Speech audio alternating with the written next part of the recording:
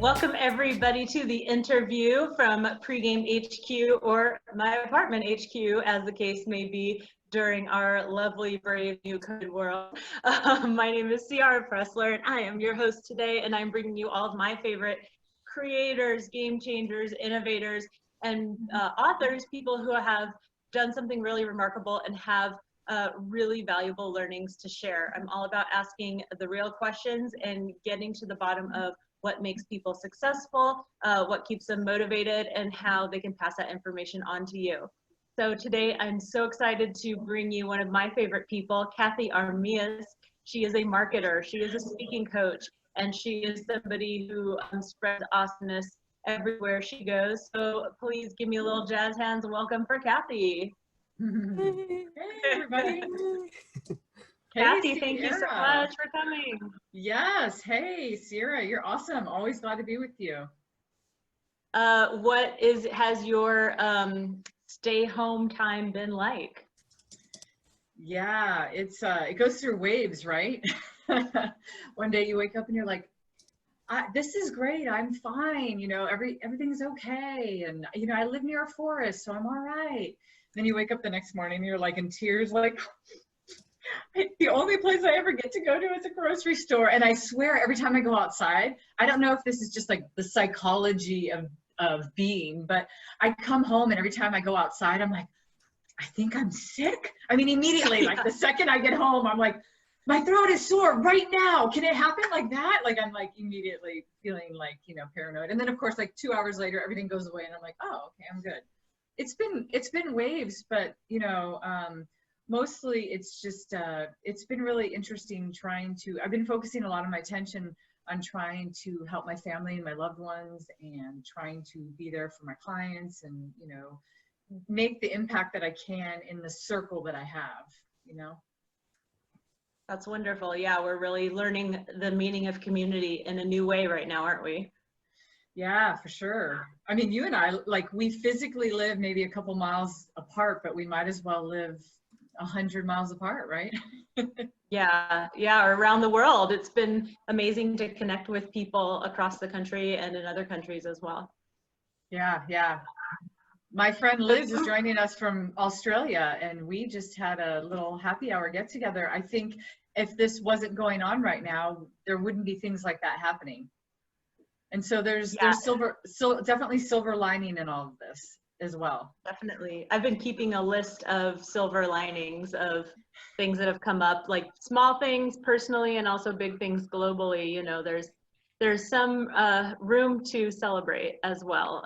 So trying to keep a balanced perspective about the whole thing. Yeah. So you are a speaking coach. Yes. You are such a speaking coach that you even have written a book and have a whole program to rock a TED Talk. And so you work with people who are giving TED style talks, but also, you know, all kinds of speeches. How has the speaking game changed now that we cannot be in the same room together? Oh my gosh. So yes, took a big hit, of course. I think that every speaker that I know looked at their calendar and took a virtual, you know, dry erase marker and just erased the whole rest of the year and said, well, all of that's gone. And the thing though, that, you know, after the initial hit, and I'm sure every industry is feeling this, but after the initial hit of going, whoa, everything just shifted in the craziest way ever, like never would have expected. You know, nobody can predict something like this except for maybe the CDC. And, you know, you look at it and you go, oh my gosh, such a big shift. But then after you get out of that initial phase one of shock and, oh my God, I have this like 3-phase thing now. I'm like, there was like the, oh my God, or the oh shit phase, you know, and then the second phase was just kind of like triage. And then the third phase is like reimagine, rebuild, recreate, re-engineer. And so I think a lot of us, especially in the speaking world, are getting to that space. We have to reimagine and re-engineer. And there's lots of room for that. I think there's going to be more, I think as people get on Zoom calls and we start to communicate in different ways, you're going to see that better communication is needed, like really bad. How many people on this call, like, I was gonna say, how many people on the call? Raise your hand, like if you've been on a Zoom call where you just were like you just wanted to die. Like it was awful. Somebody just talking, right? Okay, I'm seeing a lot of hands going up, right? So I think it's going to be needed. So what kinds of talks or speech style presentations are happening right now, like this month, or are still on the schedule? Yeah, so that's a great question. A lot of the, what I would call like the really short-term stuff, the 3 to 6 month stuff, kind of just quickly, like they had to make quick decisions, and most of them made the decision to postpone, to cancel completely or postpone. But the ones that are kind of further out, they're just looking to adjust. So there's still a lot of now virtual keynotes and trainings, but it has to be completely re-engineered. The science of online attention is that every 5 to 7 minutes, something major has to change. And if it doesn't, it's not going to retain the same energy that you could hold and retain in a room with your live presence, your live energy. And so, wow, I feel so much pressure to change something now. You're like, it's been 5 minutes, we got to do something different. Yeah. I like it when exactly. people's tail goes by. Yeah. Virtual background. Change the background. Yeah. What do you mean by that, though? So if someone's preparing a talk or a training, what do you mean by something has to change? Well, so think about it.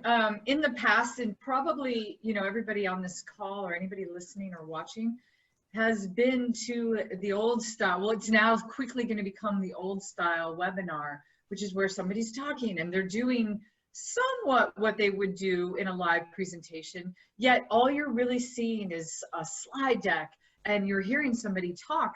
Well, obviously in this type of arena, it's so easy for your attention to get detracted. And if you have your, like some of the people here have their, you know, their video off, it's so easy like to not pay attention, where in a room you couldn't really be sitting there and as the speaker's talking, you couldn't just be like or mute and grab your phone. You know, there's a different protocol. And so now, you know, the 5 to 7 minutes is, you have to constantly be engaging the people that are your audience. You have to bring them into it, whether it's just, it doesn't have to get too technical. Is it a physical, like I would love for everybody on the call just to be like, hey, thumbs up when you hear something you like, you know, just being able to engage. And the content just can't, the content has to change too. So there just has to be a shift. Something has to change in order to keep the attention up. And you're just not going to be able to do trainings and keynotes the same way. Even meetings. Now some, you know, companies are starting to find out as well. Everybody just adjusted really quick and said, okay, well, we're going to have a meeting, you know, online, but how do you actually replicate the live version of that? Well, we have to start with the chit chat that we normally would, right? So we have to be able to start with like, hey, Ciara, how's it going? And so now people are encouraged to get online quicker. We're doing icebreakers. We're doing things in order to make sure that we're trying to replicate that live experience. Yeah, one silver lining that I've noticed and that some of my clients have noticed is that people who are more introverted maybe feel more comfortable sharing from their home. It's like their safe space. And now that you can use the chat box to share a question or a comment or an idea, it opens some people up who might not normally like just shout out the answer if you were all in a room together. Yeah, totally. And it actually helps the extroverts as well, because the extroverts will be the people chatting in the chat box. So instead of actually having to interrupt the speaker or constantly like whispering to the person next to them, did you hear what they just said? They can just chat in the chat box and not interrupt the speaker, but yet you have this whole, and if you're a good presenter and facilitator, you want that. You want people to engage with each other. You want people to kind of, you know, give props over here or to comment. So you do want to encourage, and I think it levels out the playing field between an introvert and an extrovert. The introvert gets that bump and boost that they need because they can type all they want, you know. And yeah. The introvert gets that chance to really, you know, think and engage when they want to. So yeah, I think there's a lot of there's a lot of new, you know, there's new ways that are coming up that we're going to learn and engage and talk to each other. But we do have to recognize the things. We're in a two-dimensional world now. I can't feel any of your energy. If I was sitting face to face with you, I'd be able to feel that positive energy that you have, and you could feel mine. And so that's where I think people in the speaking world, like 2.0, what's coming up next, you're going to see a bigger gap in between like really good and really, you know, great facilitators and people that are like, you know, live in a room, they can kind of get away with it. You know, I think you're going to see a bigger gap. That's a great observation. I'm hoping that one thing that comes out of all this is that there'll be a return to real expertise in all industries. You know, in healthcare and in government, we want to hear from the epidemiologists. We want to hear from the doctors. We don't want to hear from, you know, I like to joke that like the CEO of doTERRA Essential Oils is not in the task force getting people back to work. You know, so I'm hoping that there's a return to like experts being the ones to tell people what and how to do different things and why. Yeah, no, absolutely. You know, like with any major shakeup and change, you're always going to see, that, whoa, like I said, kind of the oh shit moment. And I do think there's always going to be a craving. I think the first couple of weeks, everybody was like glued to the media and watching the numbers. And, you know, a lot of people pulled back and said, hey, I still want to be informed. I still want to know what's going on, but I'm going to choose who I listen to, right? You're not listening to your friend that you went to high school with, and now all of a sudden he's an expert on like, you know, what's going to happen to the economy and to the world. And you're really tuning into the people that you trust and value the most. And so that always goes with being a great communicator, is you build a bond with your listeners and people learn to trust you. And so they give their energies, their eyes, their attention, their ears to you. I love that. Well, speaking of learning to trust, I trust you so much as a coach, as an expert. And I want to just dig into your background of how you got here. How did you get into this whole realm of not just speaking yourself professionally, but helping other speakers to become better? Well, you know, Ciara, so I'm going to repeat it, but you know, everything was a beautiful accident, I guess you could say. I feel like everything in my career has been a beautiful accident. But if I jump back many years, just for a hot second, I did, you know, right before YouTube was kind of born, I had this crazy idea. I was the marketing director for this industrial shredder manufacturer. So crazy, right? Like shredding cars and torpedoes and mattresses.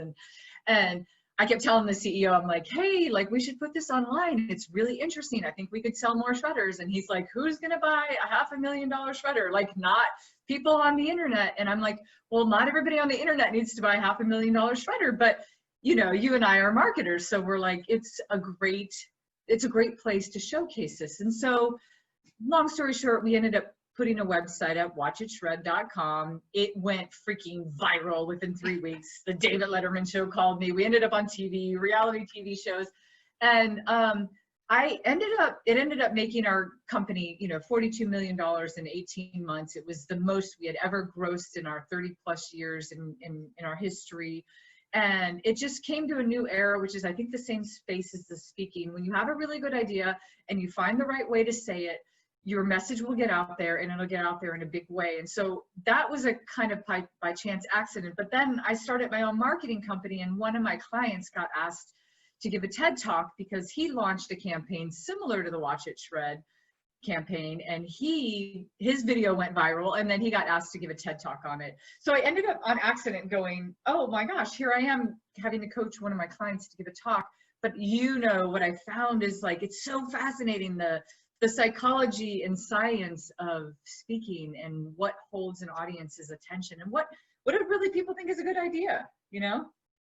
What makes an idea sticky? Because of course, TED has revolutionized the speaking world, where we want something really salient delivered in, you know, less than 10 minutes. And, you know, we want to feel like we got a dose of science and research, but yet like an idea that is worth spreading. How do you even approach something like that? Yeah, I think the most beautiful thing that TED really brought to the world of ideas, is the fact that let's move everything out of the way and make the idea the most prevalent thing. In the past, you know, even speakers would be like, hey, I've got, you know, 10 things to tell you about happiness or 9 ways to do this. And it's like, that's great. Those are great supporting points, but really it's to make the idea the boss. And what makes a great idea is something that makes you go, wait, what did you just say? I've heard stuff about, like, if somebody's talking about bullying. I coached a woman who ran you know, an EDI company in Las Vegas, and she talked about workplace bullying. And there's a lot of things that you've heard about bullying, but we had to craft a message that was like, oh, wait a minute, I've never heard that before. And so it's actually taking the time to say your idea, to express your idea in a way that nobody else could say it like you, and that makes people go, I've never heard it like that before. I've never heard that angle before. So what did you do with the bullying?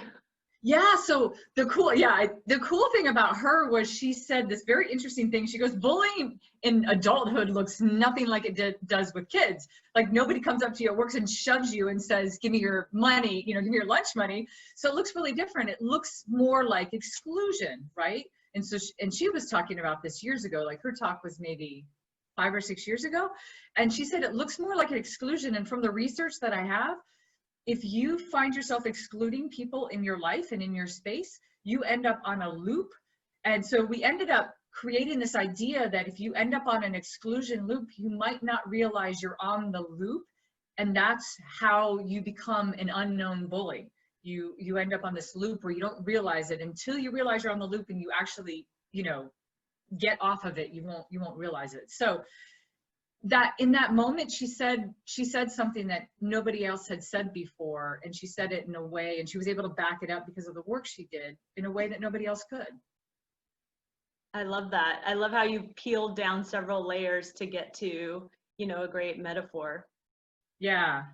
And so that's, I mean, and everybody, you know, everybody that's listening right now, all the awesome people that you work with, Ciara, because you work with so many great people.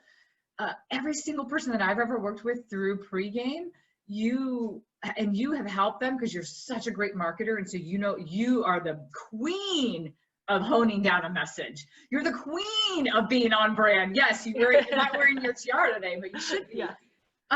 But everybody has a message, and you know that. You absolutely know that. And so many times they don't know it because they live so close to themselves. So they're literally sitting there going, well, this is my work, and I don't know what's really great about my life or what I do.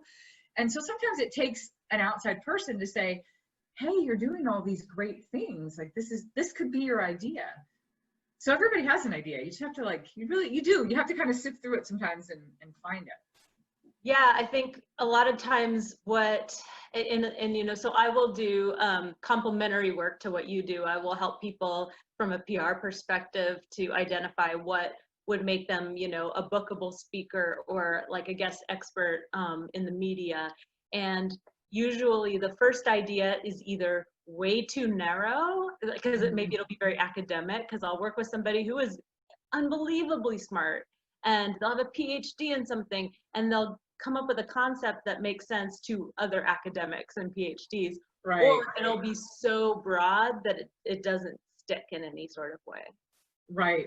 I know, right? That's the challenge. And I also like to add another layer to it. I like to say that your idea needs to be wide, so it needs to kind of include as many people as possible. So that would get rid of the narrowness, right? Of like, oh, it's an awesome idea to the 5 people in the world that understand what you're saying. So get your idea as wide as possible, but then also add, this is something that a lot of people don't do, they don't add the depth to it. So how can you quickly add depth? How can on a surface level, for instance, to say workplace bullying needs to stop? Awesome, you might hear that and go, that's a great idea. That's level 1, right? So then how do you layer down to, oh, what does that look like? Who actually participates in this? What's the psychology behind it? Like, you can layer so much down, and then you ultimately have, what you get down to at the bottom is this beautiful idea, because you ultimately get the audience to this ending of like, awesome, what do you want me to do, think, feel, act? Like, what do you want me to do with that idea? And so you kind of bring people down through the layers to get them there. So when I was looking through, you know, some of the work that you've done and talking to you before this, we were breaking down being a speaker into a few different stages. So what we're talking about right now is idea. Like, I'm interested in sharing something. It's fleshing out that idea. And then from there, you know, we would go from the idea to actually being booked to speak. From there, the next stage, stage 3, would be from booked to speak to paid to speak, which is where I think a lot of people on this Zoom call fall under that. And then from paid to like professional, like this is a real revenue stream and I'm building up a speaking career. So let's rewind back chronologically to that idea to giving a talk. And I know sometimes people, you know, if it's a big talk, if it's high profile, they're going to hire you, they're going to hire a coach to help them, because sometimes it's very hard to judge that idea objectively or see it from your audience's point of view. But if I'm just starting out, or I'm called on to share with a group, you know, next Wednesday or something like that, how can I begin to flesh out a compelling talk, a compelling idea on my own? Yeah, well, let me step back one step further too, just to clarify that there are some people that even own businesses that speaking only becomes a way to get business, right? So they are using it in the professional sense that they're trying to attract people to their business. And then there's people that rely, a huge portion of the money that they get and their revenue comes from speaking, training, facilitating, idea creating. And when you get into that space, that becomes the most critical space, that every idea that you have, you can basically trade your ideas. If you gamify it for a second, you can basically go, oh my gosh, if I come up with a good concept, I can turn that in for money. You know what I mean? It's kind of a weird concept, but if you think about, like, you know, a video game or something, you're like, oh, I have this great idea. Well, I can conceptualize this and I can turn this into more than just words. If I can take it from words to a concept to something that somebody can implement, I can get paid for that. And that's the value that you bring. In fact, I have a rule that when I coach most of my clients, and I have it mostly for myself, it's called my speaker integrity rule. And I always say to myself, I will never charge a client if I don't believe that I can get them at minimum 3 to 5 times the amount of return that they're paying me. And it's hard to gauge sometimes, you know that as a marketer, it's like, how do we gauge how much money we bring in with campaigns? But we know, we have this intuition of like, are we giving content? Are we giving ideas to people that we know that they're going to take our ideas and do something with it and make money off of it, or save money, or create new products, or innovate? So we know that. And, you know, you don't have to get all academic about it, but so in that space, yes. And so to go back to what you're saying, if you're creating an idea to get people to go to your company, or to get people interested in what you do, it's kind of like a secondary thing. And your idea still needs to be good, but if you need your idea if your idea is your bread and butter in your business, and you really consider yourself, you know, an expert on something, you have to spend all of your time and resources on creating ideas that stick and that are good. You can't get away with half-assed stuff. I love that. Yeah, and you know, I always say, you know, ideas are cheap because it's the execution of the idea that matters too, right? Yeah, totally. Yeah, and I think have a great concept, and then if it's not executed in a way that can help people understand it or take that journey with you when you're speaking, then you won't be understood. Yeah, totally. It's so easy, right? To sit around and brainstorm for an hour and go, we should do this, we could do that. And you're like, first of all, okay, let's put these into categories. Can we do this? Can we do that? And so yeah, ideas do, especially for creative people, ideas are a dime a dozen. But again, I think that's the difference between, in the speaking world, it would be like, how do you take an idea and conceptualize it? Like, how do you turn it into a concept? That's when you've like fully baked it a little bit more, you know, when somebody can take something and turn it into a concept. One of my clients is on the call right now, Raylene Weaver. She's awesome. She was scheduled to give a TED Talk. I think it was like March 26th or something. And she has worked in the field of helping young boys, and she's helped them in the field. She's helped in the space of being a therapist and helping teach boys and their parents and society at large. Yes, it's so good, Raylene, such a good topic. Awesome. But she's been teaching people that there needs to be a new boys code. We need to treat boys and understand that boys have the same emotional capacity as girls. And so we can help curb a lot of these problems to when they become men if we start off from when they're boys. So she worked so hard, and she worked her whole life. Like, we're talking about her lifetime of work. And then she worked really hard to create this talk, to conceptualize what she was talking about, so that when you hear her talk in, you know, 18 minutes, you go, oh my God, I know what I can do. And it's my little piece of what I can do in society to help the world be a better place, even if I don't have a young boy.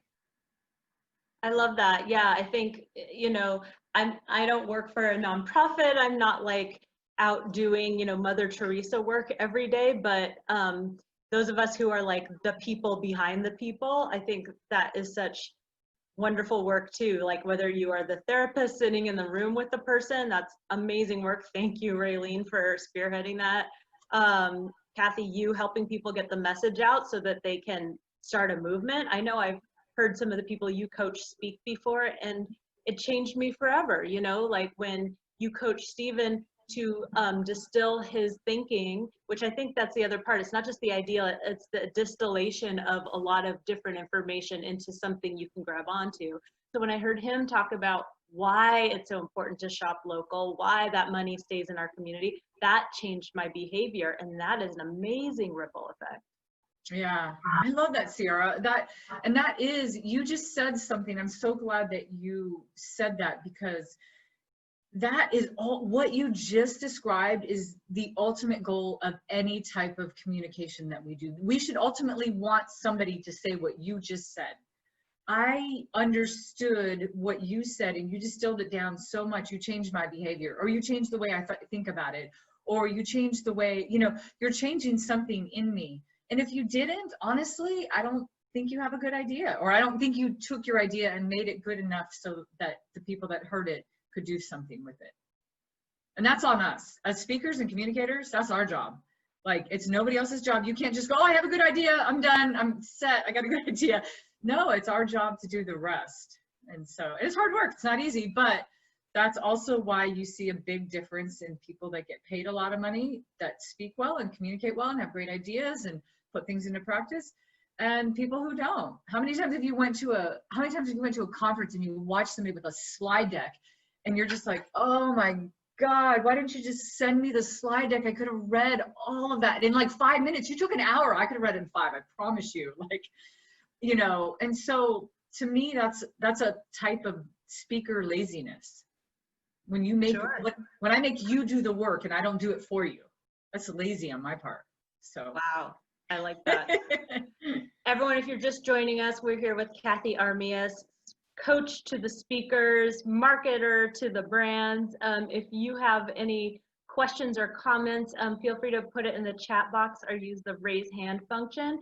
And next up, we are going to be getting into the business of being a speaker. I love how you differentiated, Cathey, between getting paid to speak versus using speaking as part of your marketing mix for your brand, which I know a lot of us are doing too. But getting paid, getting booked, and even negotiating some of those things. So Cathey, when people, you know, I know some people come to you and they've already been booked and now they have to hurry up and get ready for it. But if somebody, say, is coming from the other direction, maybe they've written a book and so they've already worked really hard on a specific idea and now they want to get out there and evangelize it. How do they even start? Yeah, it's a great question. Because people do come to me at different stages. People come to me, I've had people come to me with the, oh shit, I'm supposed to give a speech next week. And I'm like, next week? What do you want me to do? Even if I spent 24 hours a day with you for the next week, I don't know how far we get. When somebody has written a book or they have their life's work and they want to turn it into something else, and it doesn't, what I do, I think, crosses over many lines. And I know you know this, Ciara, because I don't just end up coaching people to give like a TED talk. It ends up being that way. I end up coaching a lot of speakers that stand on the TED stage. I coach a lot of executives or CEOs to give better talks in their companies. I even coach people that go out and speak on the speaking circuit. So there's a whole realm of people, but everybody starts in a different space. There's some people, for instance, that come to the speaker's world crazy enough. I think this is the I think this is the hardest way, so I'm gonna start with that one. They come and they go, I want to be a speaker. And you're like, awesome, what about? And they're like, I don't know, I just want to be a speaker. And I'm like, wow, okay, well, that's interesting. Okay. I get some of those too. I'm never quite sure what to do with that. Right? Yeah. I want to start a business. What do you want to do? I don't know. And you're like, well, all right, well, we got a lot of work. And then there's people that come with a fully like, this is my work. This is what I've been doing. And this is what I want to talk about. And even at that point, which you would feel like is the furthest on the spectrum, there's still a lot of work to be done. Even people that have come to me with books and I help coach them to a TED Talk, they go, oh my God, I wish I would have worked with you before I wrote the book. The book would be totally different now. And I think that the process that you have to go through to distill your life's ideas into like a 15-minute talk takes a lot of discipline and takes a lot of, there's a lot of like pulling anything that's not necessary away. I was writing an article for Toastmasters magazine, and the lady had me write it, and I came up with this graphic, the top 10 presentation mistakes, and I put it on LinkedIn. It went viral, and then Toastmasters International reached out and they're like, can you write an article on that? And I was like, yeah, I could totally do that. And then she's like, she writes me back, she's like 1,700 words. And I was like, oh my God, with 10 mistakes, even with barely any, writing, I spent 2.5 months on the article. I had to like put it away, come back to it. It was so much work to like get every concept down to just exactly what the person needed to hear, but in a really powerful way. Because you can do it really fluffy and you can be lazy and you can explain it in a sentence, but then do they really get it? It's hard. So that's the kind of work you need to do, is you need to focus it down so much that anybody could pick it up from a 10 to 15 minute talk and run with it. What we're talking about is quality versus quantity of content. And, we are living our lives online right now. And one of the, changes that I think we are going through / will go through in the near future is just the volume of information and the quantity of content to quality. And this is something that's been talked about in tech circles for a while, of like, first it was in marketing, right? Content is king. And I think it's going to be like the curator is queen, right? Like, who can distill that information for you? Because any of us can Google anything, but how do I know which things are actually useful and pertinent to me, other than that they score well in SEO? And that's what I try to help people do with, information on how to build their business. But this is what you are doing with people and their ideas. Yeah, well, think about this too. Think about this concept. You have, when we're working on a marketing campaign or creating a brand, part of what you're working on is some of the consistency of things, so that the consumer looks at the brand, sees the visuals, sees the brand, looks at the language, and instantly feels connected, feels like they can trust that brand. That you also have to do that as a speaker. Have you ever listened to somebody speak and you're like, I have no idea what your credentials are, but I 100% trust what you're saying? Yeah. Like, or have you listened to somebody talk and you're like, I don't care if you went to Harvard, I don't believe a freaking word you're saying. Like, you are talking out of your ass right now. So it's just like, that's part of what you have to bring into what you talk about as well, is you have to bring in that piece where people actually trust what you're talking about. And so it's a whole comprehensive piece, and it takes work. But ultimately, like I always say, and like Raylene would know this because she's probably been hearing this more than anybody lately, but there's always an invisible wall between you and the people that you speak to, whether it's online, whether it's in person, and it's your job as the speaker to bring it down. So whatever's going to bring a wall up between, sometimes it's time, sometimes it's engagement, sometimes it's going too much into the weeds into your content, sometimes it's staying too fluffy. There's many reasons why an audience would just go, nope, walls going up, walls going up, walls going up, and so it's always our job to stay in tune and in touch and realize what they need. All right, Cathey, I've got my idea. I've distilled everything. I've cut the bad, meaningless, worthless information, and I'm ready to go. I've been coached. I've got my look on point and I'm ready to get booked. How do I start finding the right match, the right stage for my talk? Yeah, well, of course you have your idea ready, Ciara, because you're a rock star. So of course you do that. So I think there's three major places, like three kind of places you have to go if you want to think about this business of it. The first piece is the content, right? So you have to get your content dialed. You have to become that person that people go, oh, if you need to know about this, you have to go talk to her. She is that one. Like there's no other person that, and you know, of course, in each one of these categories, I'm telling you, of course, you're not going to come out of the gate and be in that space, right? That's like ultimate place to be. The second space is going to be the way that you market it, the way that you showcase it. How do people know the difference between what you're talking about and somebody else is talking about the same thing? How do they know?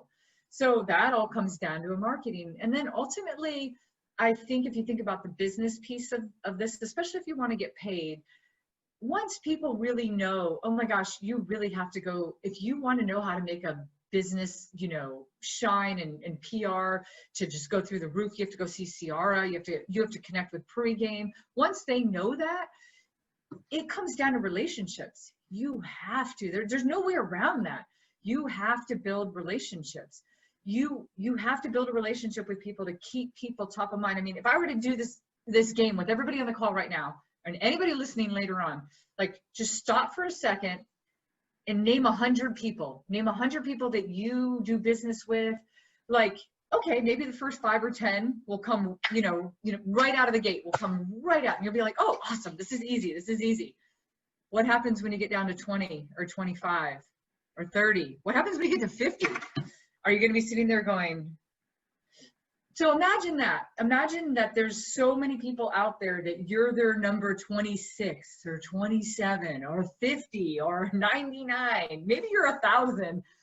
You have to try to stay in everybody's like top 10 to 20. You have to keep a whole bunch of people. You have to stay in their top 10, 20. Does that make sense?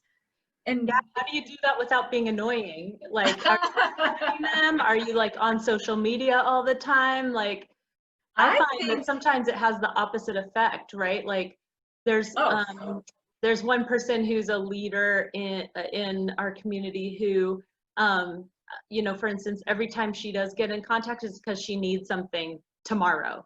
And so I don't want to do anything for her because there's never a win-win in that, you know? Or if somebody's just always posting about how great they are on social media instead of creating a conversation and a dialogue and sharing some value, then it's gonna like turn me off instead. So I'm looking for, my top 10 are the people I find who are very generous and start with the like, how can I help? I appreciate you.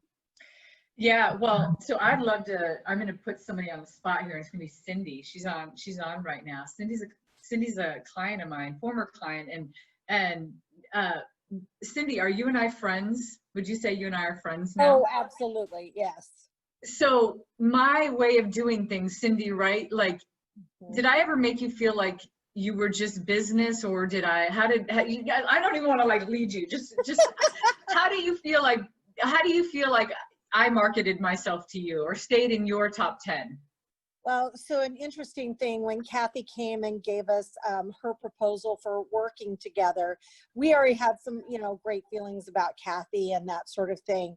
As I left that meeting, I said, that is a woman I would go to war with. I would follow her into battle. I would, because I know she's going to have my back and I'm going to have hers. And I just knew at that moment, maybe 60 minutes after meeting you in person, that we would be lifelong friends, because you are so generous of spirit. Oh, thank you so much, Cindy. I promise you I didn't pay her to do that. In No, fact, she didn't. I've been waiting to share she was that one of the story. Yeah, she was one of the people that texted me and said, "Oh, I tried to get on, but it was like closed out. It was registered." And then I gave her the number this morning, so she popped in. And actually, thank you for being on, Cindy. Like, Cindy's one of those people though that we've stayed in contact. She's like, this pen came from Cindy. She knows I love this, like, she knows I love these 4-color pens. And so she gave me this pen. She gave me a bunch of these pens. But this is my personal style. So I'm not saying that any pill's a magic pill, but for me personally, the kind of relationships that I had were the kind that I would want to facilitate with other people. So I base it around love. I wrote a marketing book about getting people to love you, right? But that's genuine to me. Ciara, whoever you're talking about, I bet you there's people that have the same energy as that leader. And she probably does business with people that has the same energy, and that's her, and she finds her tribe.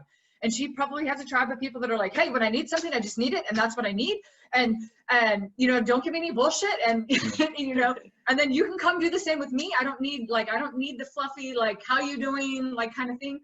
So I don't know if there's any, I personally think there's things that can go over, like on my social media, for instance. I don't like that mixture of like always telling me what you're doing business wise. I think you're a queen at that. You show us this personal side to your life, and but you stay on brand, and we always know what you're doing. So I'm attracted more to people like that. And I think that if we look at our 100, or if we look, everybody has within their, Rolodex, or in their, life, they have enough people in their lives and in their connections to make all the money that they could ever make. And sometimes we spend so much time and energy trying to go outside and get people, and we don't need that. I think we need to connect to people that are right there, that are right next to us. That's such a timely message, because doing sales right now, like in a prospecting way, feels so strange. And we've been talking a lot at Pregame in our weekly group sessions about how fulfilling it's been just to reconnect with our previous customers or current ones more as human beings, and like we can show up from our homes, we can just check in and see how people are doing and not have to like try to sell them anything. And sometimes it just leads to a voicemail, and sometimes it actually leads to more business because people say, oh, I've been meaning to call you to ask you about doing this other service. So it's really important right now to focus on the circles that you already have. Yeah. And I mean, ultimately too, you become known for something, right? And sometimes it's your personal things. I'm kind of known for walking bridges. People reach out to me all the time and say they want to walk a bridge with me. Cindy and I still have to walk a bridge whenever we were able and allowed to do that. Raylene and I have to walk the Golden Gate Bridge when I can get down, to California. But I think that you have to be known for something, and people will gravitate towards even your personal passions, and you'll find your people, you find your tribe. And can I just pause this, because okay, I need to admit something.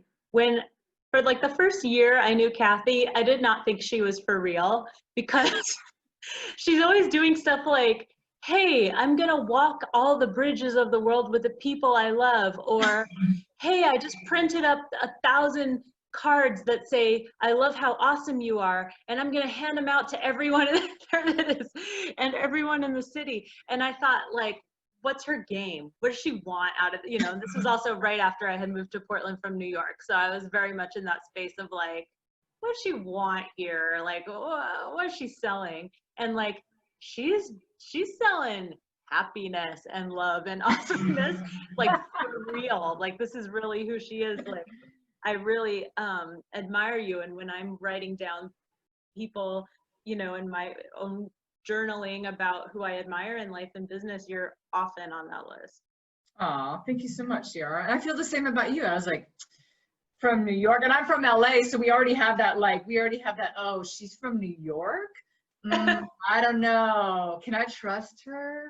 No, I'm just kidding. But yeah, I get that. I totally get that. I think a lot of people get that with me. At first, they're like, what the hell? Like, you're always doing this. You love waterfalls, bridges, awesome cards, blah, blah. Like, but once you realize it's genuinely me, and that's the thing, like every single person on this call, I know so many of you, and I know your genuine, authentic self, and I love you for it. I absolutely love you for it. I cannot wait to go see Liz again. I got to hang out with Liz in Australia, and I got to feed her dog Bella some candy on accident, and she had diarrhea for days. Like, I mean, like, you have stories with people, right? And because of that, Liz and I are bonded for life. I stayed in her house when I went to speak at her conference. Like, she's my friend. I love her. I would do anything for her. And so for me, that's how I get into the business. And that's why the third piece, I think, if you go back to like, how do you do business? And I have to tell you, Ciara, one of my clients, I won't say who it is, just even though it's a good thing. It's a Fortune 500 company, and he's on the task force of a company. It's this group of a bunch of CEOs from all over the country, and they're kind of talking about like what to do right now, best business practices and stuff.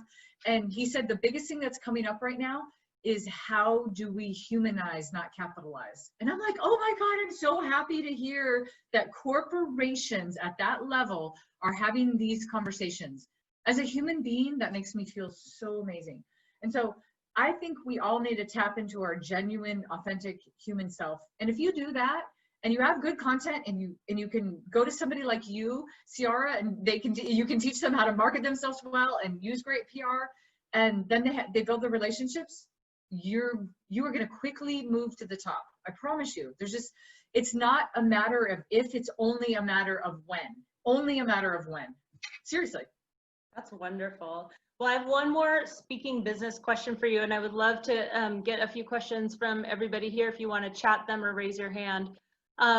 You know, I found myself getting to the point where I was booking, you know, speaking engagements whenever I wanted them, but my time wasn't really valued. So I wasn't getting paid for it. And I was like, I can't say yes to all of these because, you know, it really costs me something to deliver these talks, even if it's to a small group of people, even if it's a topic I can talk about in my sleep.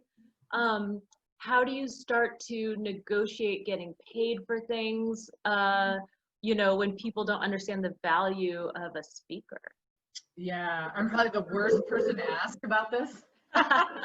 Because for the longest time, and even like I had to like discipline myself to say, hey, this needs to be like a legit business, because I love it so much that I'll do it for free so many times.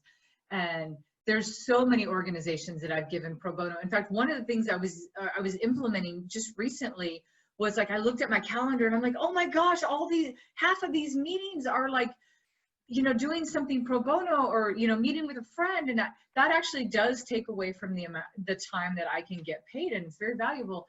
I think a couple of things here. Again, going back to that integrity piece, you have to actually know your value, and you have to fight for it, especially as a woman. I wish I didn't have to say this, but I have to say it, but it's especially as a woman. And everybody on this call right now is a woman, I think. I saw a guy in here earlier, but I think he dropped off. But even any guys listening, I mean, it doesn't matter. We all have to fight for our value. And now I think the new fight is going to be a little bit more equalized, because we're now all fighting for like, how do we teach people that online is not any less valuable than in person, meaning right, for the pay. And so I think we're in a state where we, you know, if you think about the arc of a marketing campaign, sometimes when you have a new product it's a brand new product, you've created a new category, you know how you have to go through an educational phase first. I think we're in that space where speakers are going to have to educate the event planners and people that are hiring. We have to educate them that we're getting paid for our expertise, but also the energy that we have to convey both this way and this way. And so we're getting paid for that. It's 10 times harder. So we don't get paid less. If anything, we get paid more. But some of it's on our part, right? I mean, if we have to evolve as speakers in the new world, we have to take some of that on, but they have to take it on too. So I think we're in a space right now where we're going to have to adjust to this education phase, where we have to teach people that we're still just as valuable, but we also have to be humans. I think right now, one of my speaker friends in Canada, I was talking to him this morning, and he's like, you know, I built my business up in the last 10 years really well, and I'm very booked, and I have a lot of great clients, but now is also a time to understand that people are afraid, and they don't have money, and they're afraid where the money's going to come from. But as an entrepreneur, we get to decide who we're going to bend our fees for, and who we're going to extend some grace to, and how we're going to ramp back up. You know what I mean? We have to have the business savviness. We really have to implement that right now. Yeah, I see so many opportunities right now, and I don't say that to dismiss the hardship that people are going through. I mean, all of us are affected by this, um, you know, which is also, I think, a benefit. The entire world is going through the same thing at the same time, which is extraordinary. It's never happened in my lifetime where everyone is touched by something. So I want to acknowledge, like, people are losing their health, people are losing money, people have lost opportunities, and even family. But there are a lot of opportunities because of this, and I think the people who are on this call or tuning into this are the inherent personality types that tend to be creative, that tend to look for opportunities. You know, so my challenge to myself has just been to create enough space, you know, whether it's a mindfulness practice or going for walks or something, create enough space to listen and pay attention instead of forcing the way I always wanted to do everything. Now it's time to be open to maybe what those new opportunities might be. Yeah, yeah, for sure. Yeah. A question from our audience is, can you foresee a virtual TEDx talk being done on a platform like Zoom, or do you think it'll be like, we'll go back to like a TEDx event? You know, TEDx Portland has thousands of people in the audience. Would they do it in a socially distanced style, or would they just postpone it? What do you think will happen? Well, TEDx Portland just officially today, I can say it now because it's now official. We postponed it to May 29th, 2021. So it's been officially postponed until next year. Wow, a whole year. Yeah, we're still calling it year 10, although year 10 is going to happen in year 11, but Yeah. that's the new. Raylene, that's a great question. And Raylene was asked to give a TED talk, and I believe that if you've been watching, if anybody's been following TED, Chris Anderson, the curator of TED, has been doing a lot of TED talks, you know, out of his home, and he's just doing a, you know, Zoom type of interview. I think you're probably going to see a hybrid moving forward. I think it's, and there's, you know, just like any business, you know, even us getting back into the world and socializing, I don't think we're going to go from completely hibernated to like back to, you know, how it was before. I think there's going to be a transition phase into everything, and TED included, and events included. I think you're going to find a hybrid, you know, where they may do a little bit more with people, because then you can have a little bit more global events all the time too. You know, TEDx Portland brings in thousands and thousands of people that are in Portland. But wouldn't it be cool? And we do live stream every year, but it's a one-way thing, and, you know, we're live streaming. But I think you're going to see a lot of creative new things come out of this. Technology is going to continue to be on the uprise, and I think we're going to learn how to get better with those technologies. And I do think you might see a live event where maybe people are social distancing, or they're only allowing so many people to come, you know, to try to, you know, kind of hold back on this type of, you know, staying out of this space again where we end up in this pandemic space. So. Yeah.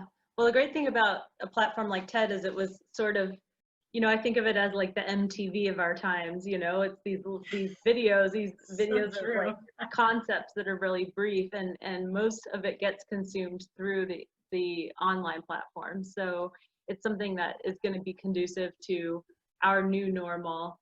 I'm trying not to say going back to normal. I'm trying to say going forward to whatever the new normal is, because we will all be changed by this permanently. Yeah, absolutely. Thank you, Raylene. Yeah. Well, thanks so much for the question, Cathey. You know, we always have to ask everybody, for yourself in your career, how do you define success? So funny, you would think that question would always be on the tip of your tongue, because that's what you're constantly thinking about.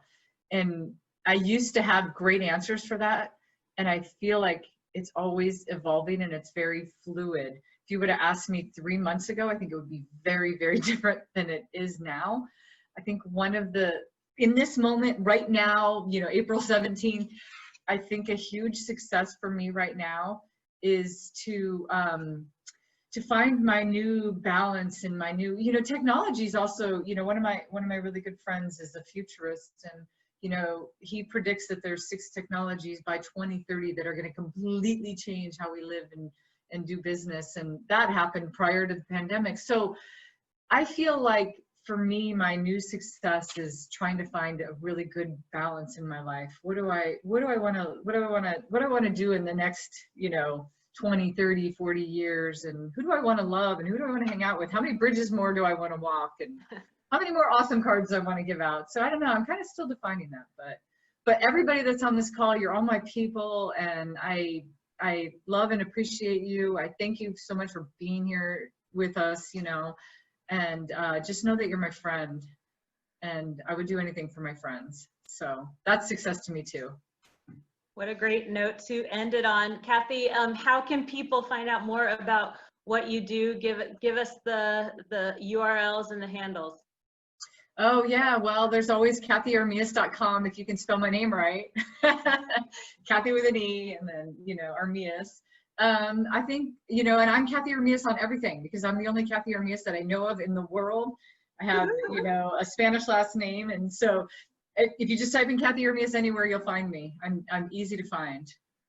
That's great. And the books are? Oh, books. Yeah. I have a marketing book, The Unbreakable Rules of Marketing.